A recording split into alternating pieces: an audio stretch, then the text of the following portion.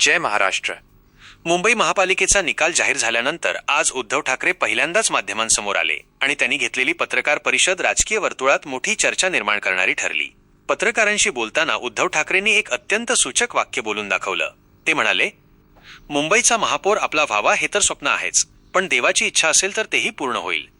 या एका वाक्याने महाराष्ट्राच्या राजकारणात नव्या चर्चांना सुरुवात झाली आहे. आधी थोडक्यात निकाल समजून घेऊया.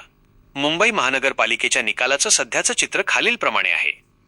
पक्ष, जागा: भारतीय जनता पक्ष 89, शिवसेना उद्धव बाळासाहेब ठाकरे 65, शिवसेना शिंदे गट 29, काँग्रेस 24, AIMIM 8, मनसे 6, महायुती भाजप अधिक शिंदे गट 118 जागा, विरोधी गट 109 जागा, बहुमताचा आकडा 114. शिंदे गटाचे नगरसेवक हॉटेलमध्ये का? आज एक महत्वाची घडामोड घडली. शिंदे गटाच्या निवडून आलेल्या नगरसेवकांचा वांद्रे येथील ताज लँड्स अँड हॉटेलमध्ये सत्कार करण्यात आला. त्यानंतर दुपारच्या सुमारास एक धक्कादायक बातमी समोर आली. शिंदे गटाचे सगळे नगरसेवक महापौर पदाचा निर्णय होईपर्यंत याच हॉटेलमध्ये थांबणार आहेत. आणि इथूनच राजकीय संशयांना सुरुवात झाली.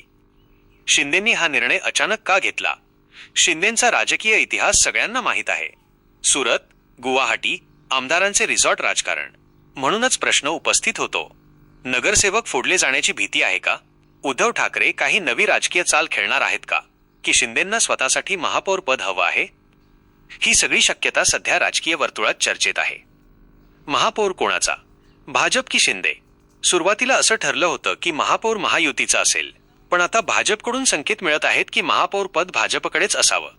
दुसरीकडे शिंदे गटाची भूमिका वेगळी आहे. जर भाजप मुख्यमंत्री आमचा करू शकतो, तर मुंबईचा महापौर आमचाही असू शकतो. शिंदे गटातील काही नेत्यांची मागणी आहे की महापौर पद 2.5 वर्षे वाटून घ्यावं. ठाकरे महापौर कसा शक्य आहे? इथेच उद्धव ठाकरेंच्या त्या वाक्याचा अर्थ हळूहळू स्पष्ट होतो.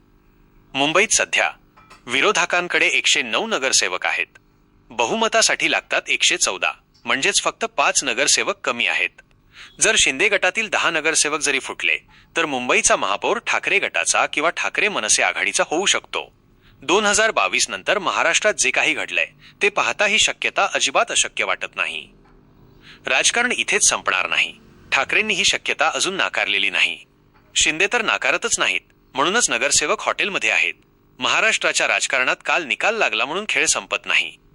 2019चा पहाटेचा शपथविधी, 1.5 दिवसात सरकार कोसळणं आणि नंतर 2022 मधील सत्ता बदल हे सगळं इतिहास आहे.